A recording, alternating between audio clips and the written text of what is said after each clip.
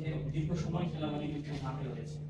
কিন্তু মানুষের সাথে একটা দূরত্ব তৈরি হয়ে যাবে। খেলা মানে যেগুলো কাছের মানুষ, সাধারণ মানুষের দীর্ঘ সময় থেকে সাধারণ মানুষের সাথে এই দূরত্ব না, সেনাবাহিনী দীর্ঘ সময় যদি থাকে কোনো সমস্যা হয় না।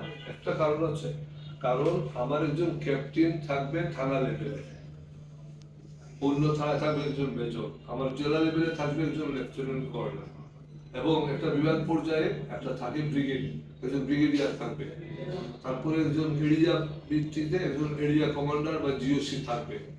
সুতরাং আমার সেনা জিওসি প্রতিদিন মনিটরিং করছে আমি যে ব্যাটালিয়ন পাঠালাম সুনামগঞ্জে মৌলভীবাজারে, আমার ব্যাটালিয়নগুলো কাজ করছে কিনা। মৌলভীবাজারে যে সিও আছে সে তার কোম্পানির যে মেজর আছে, ক্যাপ্টেন আছে, এদের কাজগুলোকে তদারক করছে এবং জিওসিকে রিপোর্ট দিচ্ছে। এইভাবে এখানে কাজগুলো মোটামুটি সমন্বয় থাকে। আমার মনে হয় না খুব একটা সমস্যা হবে। দূরে চিহ্ন ঘটনা ঘটতেই পারে, এটা তো সব জায়গাতেই ঘটে। আপনি শিল্পের মানুষ, বিএনপির সাথে জড়িত যতটুকু আমি শুনেছি, এখন কি অবস্থা? কোথাও জড়িত আছেন না, বিএনপির সাথে জড়িত আছেন, বা কি চিন্তা ভাবনা করছেন? আমি এই মুহূর্তে রাজনীতির কোনো দলের সঙ্গে বেশি জড়িত নই। আমি একটা দলের সঙ্গে জড়িত ছিলাম, কিন্তু গত 5 বছর ধরে দলের আন্দোলন নাই, আমি সরে আছি। এইবার যখন গত 4 বছর ধরে আমি এই সরকার পতনের আন্দোলনের সঙ্গে একটা ঢাকায় একটা ফোরাম কাজ করেছে, আমি এদের সঙ্গে জড়িত ছিলাম এবং কাজ করেছি।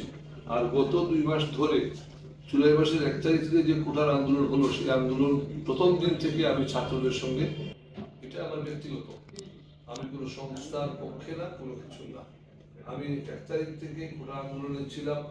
15 জুলাই যে ছেলেটা গুলি খাইল তারপর থেকে আন্দোলনে আমি শাহজালাল বিশ্ববিদ্যালয়ের অভিভাবক শিক্ষক, বসে বসে শুধু আমাদের কাজগুলো করে যাও। এই ধরনের যদি একটা বিভ্রান্তি হয়, এটাতে ভালো কাজ হবে না, ভালো ফলাফল আসবে না। যেটা দরকার সেটা হচ্ছে সবাইকে সমন্বিত করে উপর নিচ মধ্য বাম ডান সব মিলে ঐক্যবদ্ধ হয়ে একটা এজেন্ডা নিতে হবে। যে একটু আগে আপনারা যে কথা বললেন, মঞ্জু ভাই আলোচনা করেছেন যে আমাদের এজেন্ডা থাকবে। কি এজেন্ডা?